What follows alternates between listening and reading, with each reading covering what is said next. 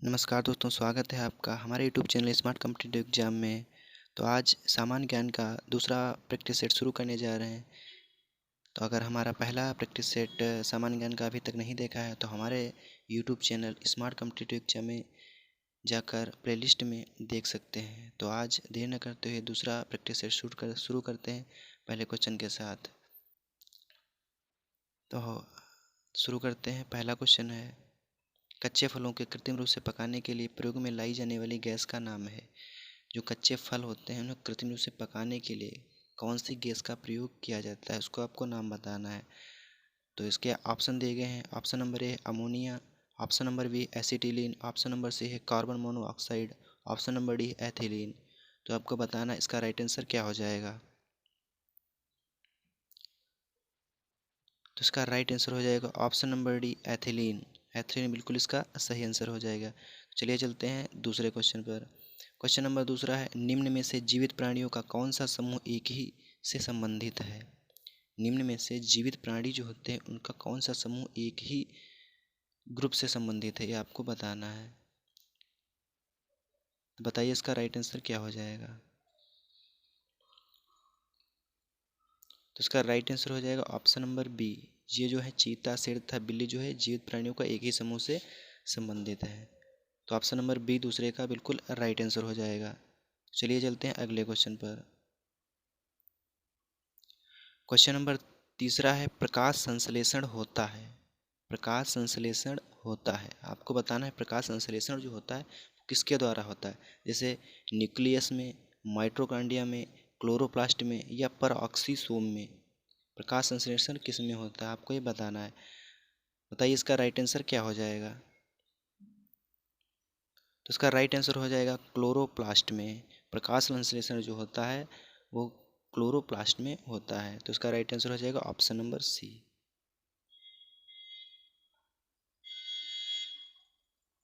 तो चलिए चलते हैं अगले क्वेश्चन पर। अगला क्वेश्चन है, जिसके ग्रंथ में चंद्रगुप्त मौर्य का विशिष्ट रूप से वर्णन हुआ है वह है। जिसके ग्रंथ में चंद्रगुप्त मौर्य का विशिष्ट रूप से वर्णन हुआ है वह है। आपको बताना है जो चंद्रगुप्त मौर्य का विशिष्ट रूप से वर्णन किस ग्रंथ में हुआ है, वह कौन सा ग्रंथ है आपको ये बताना है।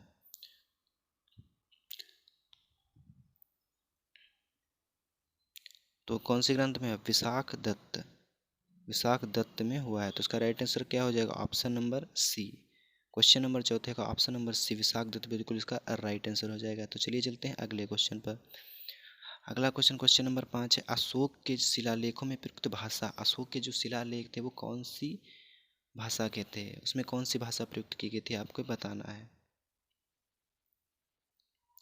तो इसका राइट आंसर हो जाएगा ऑप्शन नंबर बी प्राकृत भाषा। प्राकृत भाषा का प्रयोग अशोक के शिलालेखों में किया गया था। तो ऑप्शन नंबर बी बिल्कुल सही हो जाएगा।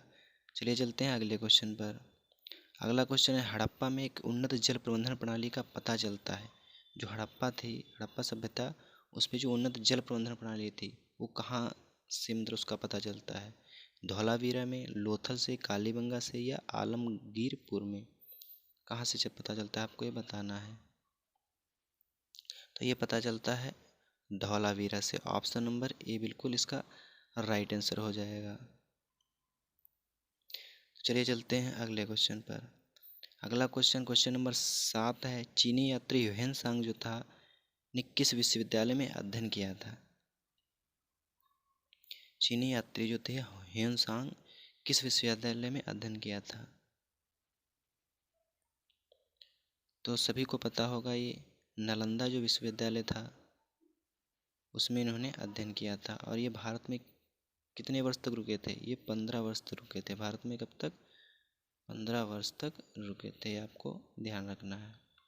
तो चलिए चलते हैं अगले क्वेश्चन पर। अगला क्वेश्चन है, सिपाही विद्रोह के समय भारत का गवर्नर जनरल जो है कौन था।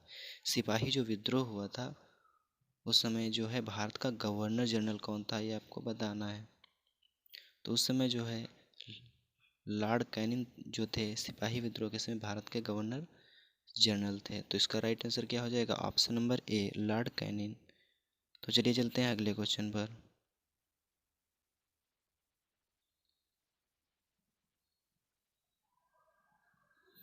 अगला क्वेश्चन है, वर्ष 1857 के विद्रोह के संदर्भ में निम्नलिखित में से किसे उसके मित्र ने धोखा दिया तथा जिसे अंग्रेजों द्वारा बंदी बनाकर मार दिया गया।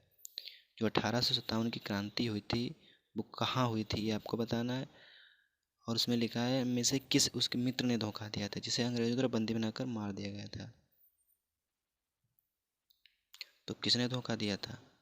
खान बहादुर खान ने जो है 1857 में धोखा दिया गया था, इन्होंने धोखा दिया था। तो इसका राइट आंसर क्या हो जाएगा? क्वेश्चन नंबर 9 का ऑप्शन नंबर सी बिल्कुल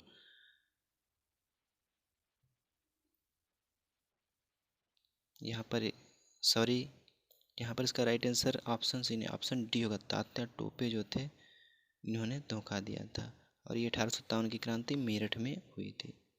तो इसका ऑप्शन नंबर डी, इसको करेक्ट कर लीजिए, ऑप्शन नंबर डी बिल्कुल इसका सही आंसर होगा। चलिए चलते हैं अगले क्वेश्चन पर। Question number 10।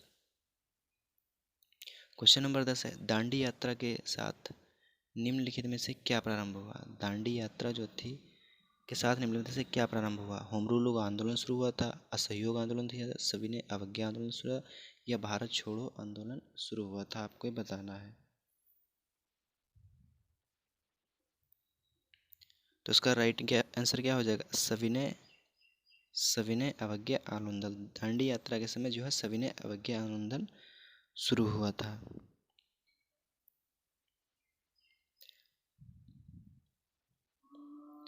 और यहाँ पर जो दांडी मार्च है, दांडी मार्च को जो है नमक सत्याग्रह भी कहा जाता है, इस बात को आपको ध्यान रखना है।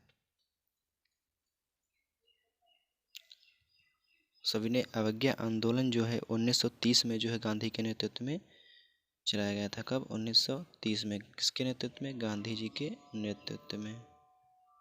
तो इसका राइट आंसर हो जाएगा सविनय अवज्ञा आंदोलन, ऑप्शन नंबर सी बिल्कुल सही हो जाएगा। Question number 11। क्वेश्चन नंबर 11 है, गोल्डन थ्रेशहोल्ड नामक कविता संग्रह के रचयिता निम्नलिखित में से कौन है? तो आपको ये बताना है। गोल्डन थ्रेशहोल्ड नामक कविता संग्रह के रचयिता निम्नलिखित में से कौन है? कौन है? Aruna Asaf Ali, Annie Besant, Sarojini Naidu, Vijayalakshmi Pandit. तो इसका राइट आंसर क्या हो जाएगा? Option number C, Sarojini Naidu. Golden threshold नामक जो कविता है संग्रह सरोजनी नायडू जी की है। तो ऑप्शन नंबर सी इसका राइट आंसर हो जाएगा। चलिए चलते हैं क्वेश्चन नंबर 12 पे। तो यहाँ पर कुछ सूची है, सूची फर्स्ट और सूची सेकंड को सुमेलित कीजिए और सूचियों के नीचे दिए गए कोड का प्रयोग कर सही उत्तर चुनिए। तो बस सूची फर्स्ट में बोर्ड दिए गए, उनका मुख्यालय कहाँ पर है ये आपको बताना है। तो देखिए इसका राइट आंसर क्या हो जाएगा। क्वेश्चन नंबर 12 का बताइए राइट आंसर क्या हो जाएगा।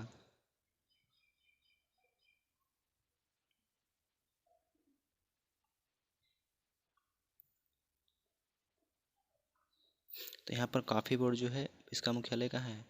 बेंगलुरु में। तो बिल्कुल ये तो सही हो जाएगा। पहला क्या, ए का क्या होगा? पहला होगा।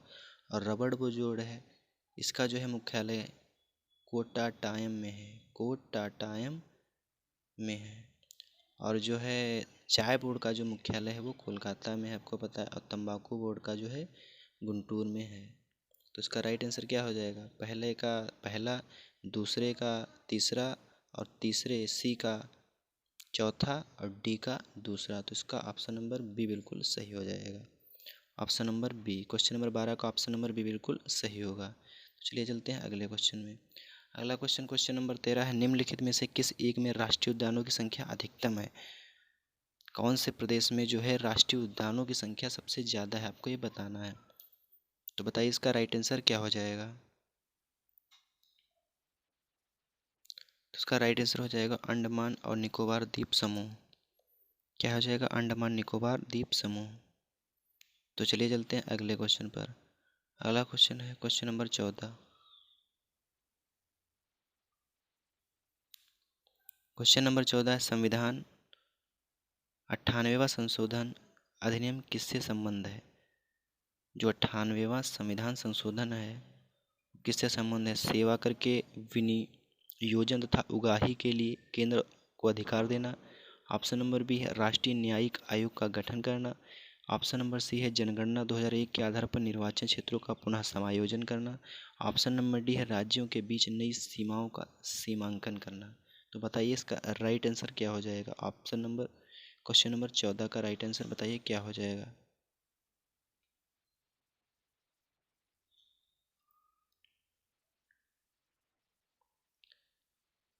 तो इसका राइट आंसर हो जाएगा ऑप्शन नंबर बी, राष्ट्रीय न्यायिक आयोग का गठन करना। 98वें संविधान संशोधन अधिनियम का संबंध जो है राष्ट्रीय न्यायिक आयोग का गठन करने से। तो ऑप्शन नंबर बी बिल्कुल सही हो जाएगा। चलिए चलते हैं अगले क्वेश्चन पर। अगला क्वेश्चन है क्वेश्चन नंबर 15। निम्नलिखित कथनों पर विचार कीजिए। अनुच्छेद 301 संपत्ति के अधिकार संबंध है। ऑप्शन नंबर 2 संपत्ति का अधिकार एक विधिक अधिकार है किंतु यह मूल अधिकार नहीं। ऑप्शन नंबर 3 है भारत के संविधान में अनुच्छेद 301 केंद्र में कांग्रेस सरकार द्वारा 44वें संविधान संशोधन से अंतः स्थापित किया गया। तो आपको बताना है उपरोक्त कथनों में से कौन सा सही है। केवल दूसरा सही है, या 2 व 3 सही है, या 1 व 3 सही, या ये सभी सही है। आपको ये बताना है। क्वेश्चन नंबर 15 का राइट आंसर आपको बताना है क्या हो जाएगा। तो यहाँ पर सिर्फ जो अनुच्छेद 300 संपत्ति का अधिकार संबंध है ये तो आपको गलत हो जाएगा। संपत्ति का अधिकार एक विधिक अधिकार है किंतु यह मूल अधिकार नहीं।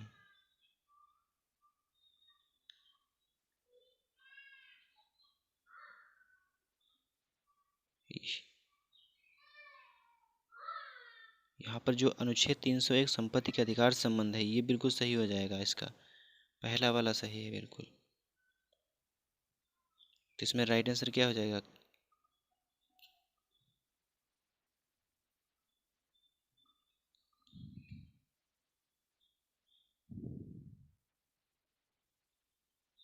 यहाँ पे कुछ कन्फ्यूजन है, चलिए देख लेते हैं इसको।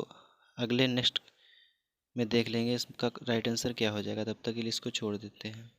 चलिए चलते हैं अगले क्वेश्चन पर। Question number 16। क्वेश्चन नंबर 16 है भारत के संविधान से संबंधित निम्नलिखित युग्म में से कौन सा एक सही सुमेलित नहीं है। भारत के संविधान से संबंधित निम्नलिखित युग्म में से कौन सा एक सही सुमेलित नहीं है। भारत के संविधान से संबंधित निम्नलिखित युग्म में से कौन सा एक सही सुमेलित नहीं है। 1 जो है समवर्ती सूची, शेयर बाजार समवर्ती सूची, डाकघर बचत बैंक संघीय सूची और लोक स्वास्थ्य राज्य सूची। आपको बताना है कौन सा सुमेलित एक नहीं है। तो इसका राइट क्या आंसर हो जाएगा। ऑप्शन नंबर बी, शेयर बाजार जो समवर्ती सूची के अंतर्गत नहीं आता। इसका राइट आंसर क्या हो जाएगा। Option number B. चलिए चलते हैं अगले क्वेश्चन पर। अगला क्वेश्चन है भारत के उपराष्ट्रपति को पदच्युत करने का संकल्प निम्नलिखित में से कहाँ प्रस्तावित किया जा सकता है। केवल लोकसभा में, संसद के किसी भी सदन में, संसद की संयुक्त बैठक में, केवल राज्यसभा में। आपको ये बताना है।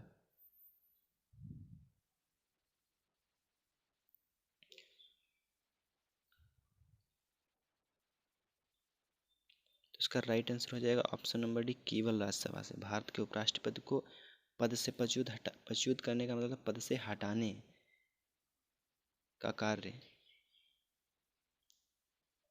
केवल राज्यसभा से किया जा सकता है।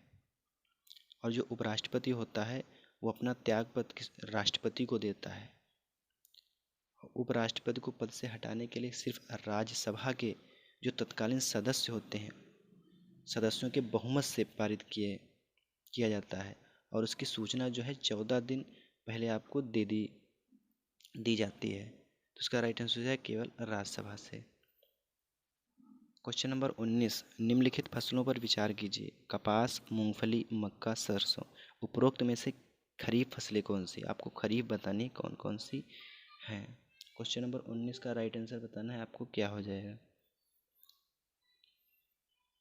तो आपको पता होगा कपास ये भी खरीफ है, मूंगफली खरीफ है, मक्का खरीफ, सरसों खरीफ की नहीं है। तो ऑप्शन नंबर बी 1 और 2, 1, 2 और 3। Option number B 19, question number 19 का ऑप्शन नंबर बी बिल्कुल सही हो जाएगा। चलिए चलते हैं अगले क्वेश्चन पर। अगला क्वेश्चन है निम्नलिखित कथनों पर विचार कीजिए। भारतीय रिजर्व बैंक का राष्ट्रीय 26 जनवरी 1950 को हुआ। भारत सरकार के ऋण कार्यक्रमों का संचालन व्यय विभाग वित्त मंत्रालय द्वारा होता है। उपरोक्त कथनों में से कौन सा सही है?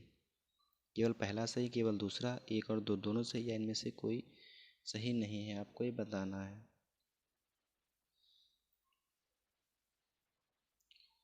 तो भारतीय रिजर्व बैंक का राष्ट्रीय 26 जनवरी 1950 को नहीं हुआ था, ये तो गलत हो जाएगा। भारत सरकार के ऋण कार्यक्रमों का संचालन व्यय विभाग वित्त मंत्रालय द्वारा होता है, ये भी गलत है। तो इसका राइट आंसर हो जाएगा ऑप्शन नंबर डी, इनमें से कोई नहीं, इनमें से कोई नहीं। तो चलिए चलिए चलते हैं अगले क्वेश्चन पर। अगला क्वेश्चन है question number 21। Netaji Subhash Chandra Bose institute of sports कहाँ स्थित है? Netaji Subhash Chandra Bose institute of sports कहाँ स्थित है? तो आपको पता होगा कहाँ स्थित है, पटियाला में। ऑप्शन नंबर बी बिल्कुल इसका सही आंसर हो जाएगा। चलते हैं क्वेश्चन नंबर अगले पर। अगला क्वेश्चन नंबर 22 है, नेशनल पुलिस अकादमी स्थित है। नेशनल जो पुलिस अकादमी है वो कहाँ स्थित है? तो इसका राइट आंसर क्या हो जाएगा? ऑप्शन नंबर ए, हैदराबाद में। चलिए चलते हैं अगले क्वेश्चन पर। क्वेश्चन नंबर 23 है, रडार का प्रयोग मुख्य रूप से किया जाता है। जो रडार होती है उसका प्रयोग कहाँ पर किया जाता है, आपको बताना है।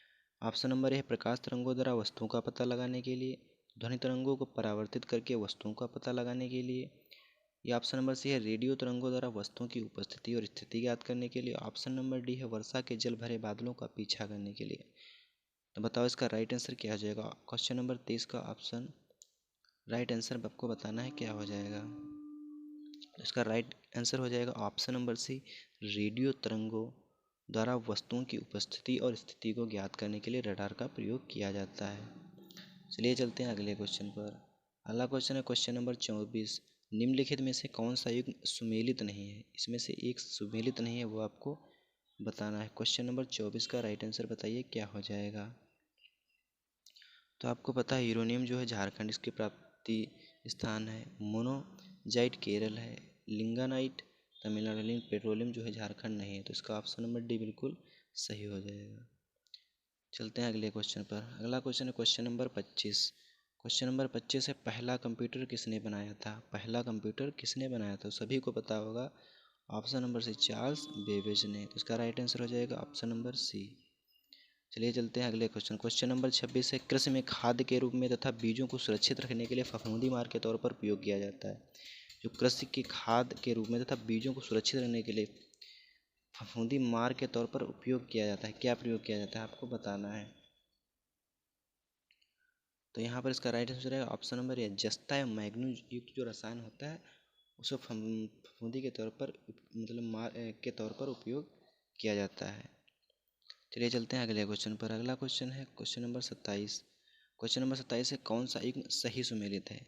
महान हिमालय राष्ट्रीय उद्यान मनाली कुल्लू में है, राजाजी नेशनल पार्क देहरादून, केवलादेव राष्ट्रीय पार्क भरतपुर, वन विहार राष्ट्रीय उद्यान जबलपुर। आपको बताना इसमें कौन सा एक सही सुमेलित नहीं, बाकी तीनों सही, एक जो है इसका गलत है।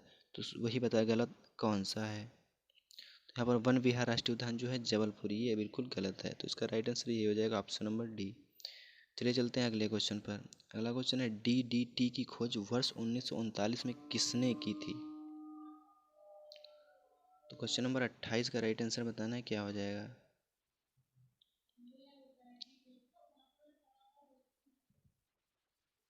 तो इसका राइट आंसर हो जाएगा option number A, Paul Muller ने जो है 1998 में डीडीटी की खोज की थी। चलिए चलते हैं अगले क्वेश्चन पर। अगला क्वेश्चन है क्वेश्चन नंबर 29। नाइट्रेट प्रदूषण वाली रासायनिक खाद भूमिगत जल को दूषित कर देती है। नाइट्रेट की मात्रा जब 25 की मिली प्रति लीटर से अधिक हो जाती है तो उसमें उत्पन्न होने वाला रोग क्या कहलाता है? जो नाइट्रेट प्रदूषण वाली रासायनिक खाद होती है जो भूमिगत जल को दूषित कर देती है, और नाइट्रेट की मात्रा जब 25 मिलीलीटर से अधिक हो जाती है तो उसमें उत्पन्न जो होने वाला रोग है उसको क्या कहते हैं, आपको बताना है। तो इसका राइट आंसर क्या हो जाएगा बताइए। तो इसका राइट आंसर हो जाएगा ऑप्शन नंबर बी, मैट हीमोग्लोबिनीमिया। तो इसका राइट आंसर हो जाएगा मैट हीमोग्लोबिनीमिया, इसका राइट आंसर हो जाएगा। चलिए चलते हैं अगले क्वेश्चन पर। अगला क्वेश्चन है क्वेश्चन नंबर 30। वायु प्रदूषक वर्षा के साथ मिलकर बनते हैं। वायु प्रदूषक जो होते हैं वर्षा के साथ मिलकर बनते हैं। तो इसका राइट आंसर हो जाएगा ऑप्शन नंबर ए, अधिक अम्लता। चलिए चलते हैं अगले क्वेश्चन पर। अगला क्वेश्चन है जीएसटी के निम्न में से 3 प्रकार कौन से हैं? तो जीएसटी के आपको पता होगा, एसजीएसटी, सीजीएसटी और आईजीएसटी, यही से 3 प्रकार हैं। क्वेश्चन नंबर 31 का ऑप्शन नंबर ए बिल्कुल इसका सही आंसर हो जाएगा। चलिए चलते हैं अगले क्वेश्चन में। अगला क्वेश्चन, क्वेश्चन नंबर 32 है, पीरियोडिक टेबल निम्न में से किसने प्रतिपादित की थी? जो पीरियोडिक टेबल थी वो किसने प्रतिपादित की थी? तो सभी को पता है मेंडलीफ ने जो है इसे प्रतिपादित किया था। क्वेश्चन नंबर 32 का राइट आंसर हो जाएगा ऑप्शन नंबर सी, बिल्कुल सही हो जाएगा। चलिए चलते हैं अगले क्वेश्चन पर। अगला क्वेश्चन है क्वेश्चन नंबर 33। क्वेश्चन नंबर 33 है, विश्व पृथ्वी दिवस निम्न में से किस दिन मनाया जाता है? विश्व पृथ्वी दिवस निम्न में से किस दिन मनाया जाता है? तो पृथ्वी दिवस कब मनाया जाता है आपको बताना है। तो क्वेश्चन नंबर 33 का राइट आंसर क्या हो जाएगा? क्वेश्चन नंबर 33 का राइट आंसर हो जाएगा ऑप्शन नंबर बी, 22 अप्रैल को। कब मनाया जाता है? 22 अप्रैल को।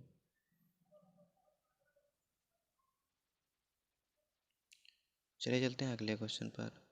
अगला क्वेश्चन है, उत्तर प्रदेश राज्य की पुरातत्व संग्रहालय कहाँ स्थित है? उत्तर प्रदेश का जो राजकीय पुरातत्व संग्रहालय है वो कहाँ पर स्थित है, ये आपको बताना है। क्वेश्चन नंबर 34 का राइट आंसर क्या हो जाएगा आपको बताना है। तो इसका राइट आंसर हो जाएगा ऑप्शन नंबर डी, कन्नौज में स्थित है। उत्तर प्रदेश का राजकीय पुरातत्व संग्रहालय जो है कन्नौज में स्थित है। चलिए चलते हैं अगले क्वेश्चन पर। अगला क्वेश्चन है, सैयद सालार मेला कहाँ लगता है? सैयद सालार मेला कहाँ लगता है? तो उसका राइट आंसर बताइए क्या हो जाएगा। Question number 35। क्वेश्चन नंबर 35 का राइट आंसर हो जाएगा option number A, Bahraich. Syed Salar मेला जो है बहराइच में लगता है। चलिए चलते हैं अगले क्वेश्चन पर। अगला क्वेश्चन है क्वेश्चन नंबर 36, भारत कला भवन कहाँ स्थित है? भारत कला भवन जो है वो कहाँ स्थित है? तो भारत कला भवन जो है बनारस में स्थित है। क्वेश्चन नंबर 36 का ऑप्शन नंबर बी बिल्कुल सही हो जाएगा, बनारस। चलिए चलते हैं अगले क्वेश्चन पर। अगला क्वेश्चन है, विकिपीडिया के संस्थापक निम्न में से कौन हैं? विकिपीडिया के संस्थापक निम्न में से कौन है? तो विकिपीडिया के संस्थापक हो जाएगा ऑप्शन नंबर ए, लैरी सेंगर और जिमी वेल्स। लैरी सेंगर और जिमी वेल्स बिल्कुल इसका राइट आंसर हो जाएगा। चलिए चलते हैं अगले क्वेश्चन पर। अगला क्वेश्चन है, एकमात्र ऐसे व्यक्ति निम्न में से कौन है जिन्होंने ऑस्कर एवं नोबेल दोनों पुरस्कार जीते? क्वेश्चन नंबर 38 का राइट आंसर आपको बताना है क्या हो जाएगा।